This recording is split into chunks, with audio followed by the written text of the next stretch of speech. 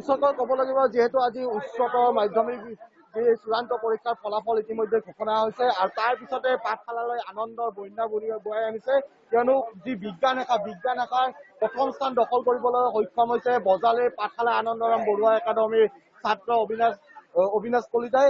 মই তেওঁৰ পৰা জানিব বিচাৰিম কেনেকুৱা অনুভৱ আৰু তুমি যিহেতু হাইস্কুল শিক্ষান্ত পৰীক্ষাতো স্থান দখল কৰিবলৈ সক্ষম হৈছিলা কেনেকুৱা অনুভৱ কি ক'বা?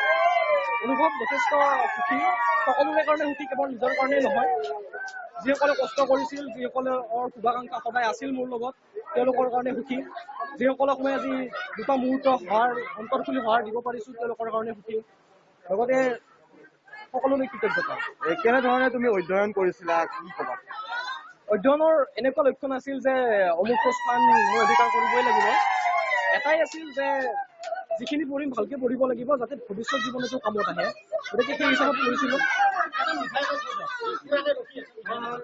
মিঠাই খুৱাইছে আচলতে আনন্দত তেওঁলোকে আত্মহাৰা হৈ পৰিছে কিয়নো বিজ্ঞান শাখাৰ যি প্ৰথম বিভাগত উত্তীৰ্ণ হ'বলৈ আচলতে সক্ষম হৈছে প্ৰথম স্থান দখল কৰিছে অবিনাশ কলিতাই আৰু যিহেতু উচ্চতৰ হাইস্কুল শিক্ষান্ত পৰীক্ষাত যেতিয়া ফলাফল দিছিলে তেতিয়াও দ্বিতীয় স্থান দখল কৰিবলৈ সক্ষম হৈছিলে এইগৰাকী ছাত্ৰ অবিনাশ কলিতাই। মই পুনৰ তেওঁৰ পৰা জানিব বিচাৰিম যিসকলে অহাবাৰ যি এই পৰীক্ষাত যি উচ্চতৰ মাধ্যমিকৰ পৰীক্ষাত যি অৱতীৰ্ণ হ'ব তোমাৰ জুনিয়ৰ বা নৱাগতসকলক কি ক'বা তেওঁলোকে কেনেধৰণে পঢ়িব লাগে বা কি ক'বা? কেনেধৰণে পঢ়িব লাগে সেই ক্ষেত্ৰত আচলতে কোনোবা কিবা কোৱাটো মই উচিত বুলি নাভাবোঁ। সকলোৰে নিজা নিজা পদ্ধতি আছে, সকলোৰে নিজা ক্ষমতা আছে, নিজা ধৰণ আছে। গতিকে তোমালোকক মাত্ৰ এটা কথাই কওঁ, নিজৰ পদ্ধতি অনুসৰণ কৰা, নিজৰ ওপৰত বিশ্বাস ৰখা। সকলোৱে বহুত কিবা কিবি ক'ব, সকলোৰে কথা শুনা, কিন্তু কেৱল নিজৰ কথা মানা। গতিকে নিজৰ কথা মানি আগবাঢ়া, সন্তৰ্পণে আগবাঢ়া, শক্তিশালীভাৱে খোজ দিয়া, তুমি নিশ্চয় তোমাৰ গন্তব্যস্থান পাবা। ভৱিষ্যত পৰিকল্পনা কেনেধৰণৰ?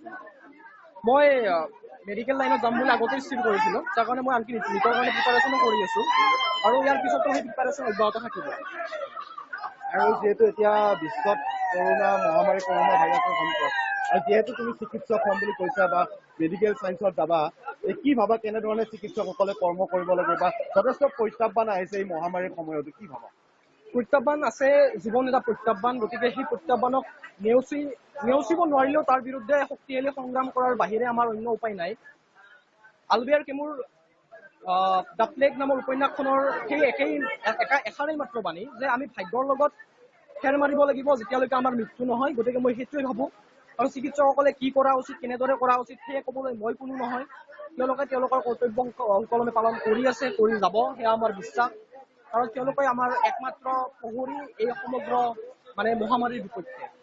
তোমাৰ এই যি কৃতিত্ব সাফল্যৰ আঁৰত কাক আচলতে কৃতিত্ব দিব বিচাৰা? কৃতিত্ব সকলোৰে আচলতে কৃতিত্বৰ ভাগ বতৰা কৰাটো অতি কঠিন কাম। তথাপি মোৰ মা দেউতাৰ সিংহভাগ কৃতিত্ব, মোৰ সমানেই কৃতিত্ব বুলি ক'ব লাগিব। তেওঁলোক অবিহনে আজি এইখিনি নহয়, ইয়াৰ ওচৰ পোৱাটো মোৰ কাৰণে সম্ভৱ নহ'লহেঁতেন। লগতে মোৰ সমগ্ৰ শিক্ষয়িত্ৰী, আমাৰ আনন্দৰাম বৰুৱা একাডেমীৰ অধ্যক্ষ ৰঞ্জিত ডেকা মহোদয়, লগতে মোৰ সকলো শুভাকাংক্ষী সকলোৰে যি এক সন্মিলিত প্ৰচেষ্টা তাৰ ফল বুলি ক'ব লাগিব আচলতে। নিশ্চয়কৈ অবিনাশৰ পিতৃ মাতৃ আছে, মই তেওঁলোকৰ পৰা জানিব বিচাৰিম আচলতে মিঠাই বিতৰণ পৰ্ব চলি আছে কিয়নো আনন্দৰ এক বন্যা বৈছে। বিজ্ঞান শাখাত প্ৰথম বিভাগৰ প্ৰথম স্থান দখল কৰিবলৈ সক্ষম হৈছে যিগৰাকী ছাত্ৰই হাইস্কুল শিক্ষান্ত পৰীক্ষাতো আচলতে স্থান দখল কৰিবলৈ সক্ষম হৈছিলে। অবিনাশৰ পিতৃ আছে, মই তেওঁৰ পৰা জানিব বিচাৰিম দাদা কেনেকুৱা অনুভৱ আপোনাৰ যে হাইস্কুল শিক্ষান্ত পৰীক্ষাতো স্থান দখল কৰিবলৈ সক্ষম হৈছিলে? মোৰ অনুভৱটো প্ৰকাশ কৰিব নোৱাৰি বুলি তুমি অলৰেডি কৈ দিলা। গতিকে ইয়াক প্ৰকাশ কৰিব নোৱাৰি অতি ভাল লাগিছে। মই কি বুলি ক'ম আপোনালোকক, মই ক'বই নোৱাৰো, ভাষা নাই মোৰ, হেৰাই গৈছে, অন্তৰৰ ভাষা হেৰাই গৈছে, ইমান আনন্দ লাগিছে। আৰু মই বহুত আপুনি কি বৃত্তিৰ লগত জড়িত? মই শিক্ষা বৃত্তিৰ লগত জড়িত। মই এখন অপ্ৰাদেশিকৃত উচ্চতৰ মাধ্যমিক বিদ্যালয়ৰ 2003 চনৰ পৰা জড়িত। স্কুলখন হম বুলি নাই হোৱা নাই এতিয়ালৈকে, তাৰ লগতে জড়িত, শিক্ষাৰ লগত জড়িত মই।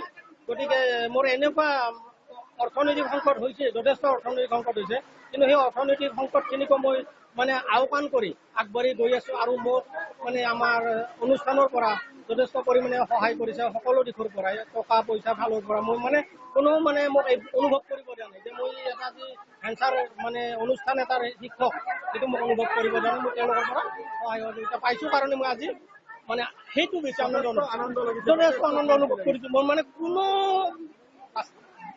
মানে প্ৰকাশ কৰিব নোৱাৰিলোঁ। হয়, এগৰাকী অপ্ৰতিষ্ঠিত বিদ্যালয়ৰ এগৰাকী শিক্ষক আৰু আৰ্থিক ক্ষেত্ৰত যথেষ্ট আচলতে বাধাৰ সন্মুখীন হৈছিলে বা যথেষ্ট আচলতে তেওঁলোকে কঠিন পৰিস্থিতিৰ মোকাবিলা হৈছিলে। তাৰ পিছতো কিন্তু নিজৰ পুত্ৰক এনেধৰণে আচলতে অধ্যয়ন কৰাইছিলে, নিজৰ পুত্ৰৰ আচলতে অধ্যয়ন অব্যাহত ৰাখিছিলে আৰু যাৰ পৰিণতিত আজি প্ৰথম স্থান দখল কৰিবলৈ সক্ষম হৈছে বিজ্ঞান শাখাত। তেখেতৰ মাতৃ আছে, মই তেওঁৰ পৰা জানিব বিচাৰিম, বাইদেউ কেনেকুৱা অনুভৱ আজি? বহুত ভাল লাগিছে আজি, আনন্দত চকুৰ পানী ওলাইছে। আপোনালোকে যথেষ্ট কষ্ট কৰিব লগা হৈছিলে, কেনেধৰণে তেওঁক লালন পালন কৰিছিলে বা কেনেধৰণে তেওঁক উৎসাহিত কৰিছিলে?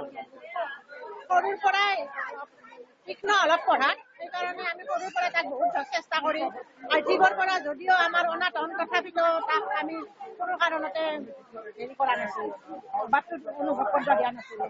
আৰু সি যেতিয়ালৈকে মানে পঢ়ি থাকে, আমি মাক আৰু মই ইমান কষ্ট কৰিছোঁ, লগতে আমাৰ মানে ককা আইতাকেও মানে উৎসাহ দিছে, যথেষ্ট পৰিমাণে উৎসাহ দিছে। আৰু তেওঁ যিমান ৰাতিলৈকে পঢ়ি থাকে, কোনো নিশ্চয়তা নাছিলে টাইমটো। আমি মাক হওক দেউতাক হওক আমি দুইজনে বহি তেওঁৰ লগত মানে গোটেই ৰাতি অপেক্ষা কৰাটোৱে ৰখি আছিলোঁ। আনকি আমাৰ মানে তেওঁলোকৰ মাহীয়েক মহায়েক সেইফালৰ পৰা মামা ককায়েক এই সকলোৰে পৰা আমি উৎসাহ পাইছিলোঁ, গোটেই পৰিয়াল বংশটোৰ পৰা আমি উৎসাহ পাইছিলোঁ। তাৰ কাৰণে আমি মানে সশৰীৰে মানে আগবাঢ়ি আছোঁ। যথেষ্ট ফূৰ্তি লাগিছে, যথেষ্ট ভাল লাগিছে। লাগিব সকলোৰে ভাল লাগিছে আমাৰ, মানে সিমানেই আৰু কিমান ভাল লাগিছে। হয়, নিশ্চয়কৈ এক আনন্দৰ বন্যা আচলতে বৈ আহিছে এই ঘৰখনলৈ। পাঠশালাৰ বজালিৰ যি নিত্যানন্দৰ এই বাসগৃহলৈ আনন্দৰ ফল আচলতে বৈ আহিছে, কিয়নো এইগৰাকী এই পিতৃ মাতৃৰ সন্তান অবিনাশ কলিতাই যে বিজ্ঞান শাখাৰ প্ৰথম স্থান দখল কৰিবলৈ সক্ষম হৈছিলে আৰু এইগৰাকী অবিনাশ কলিতাই হাইস্কুল শিক্ষান্ত পৰীক্ষাতো স্থান দখল কৰিবলৈ সক্ষম হৈছিলে। এক আনন্দৰ বন্যাক আচলতে মই দেখুৱাইছো, ঘৰৰ পৰিৱেশ দেখুৱাইছো, সকলোৱে আচলতে উৎসাহী হৈ পৰিছে, সকলো উৎসাহী হৈ পৰিছে। এই অবিনাশ কলিতাৰ যি সাফল্যত সকলোৱে উৎসাহিত। আপুনি ককা কি কব, নাতিৰ ইমান সাফল্য, ইমান সুকৃতিত্ব, কি কব? মই কথা ক'ব জাগা নাই, মই নাচপালে মন যায়। ককা এনেধৰণে নাচি পৰিছে, নাতিৰ যি উৎসাহী, নাতিৰ যি ফলাফল, এই ফলাফলত আচলতে ককা আইতা এনেধৰণে নাচি পৰিছে, যথেষ্ট ফূৰ্তি হৈছে, যথেষ্ট আনন্দত আচলতে বন্যা বৈছে এই ঘৰখনলৈ। আৰু অবিনাশ কলিতাই যিহেতু উচ্চতৰ মাধ্যমিক যি চূড়ান্ত পৰীক্ষাৰ যি বিজ্ঞান শাখাত আৰু প্ৰথম স্থান দখল কৰিবলৈ সক্ষম হৈছে, এনেধৰণে এতিয়া আনন্দৰ বন্যা বলাইছে বজালিৰ এই নিত্যানন্দৰ এই বাসগৃহলৈ।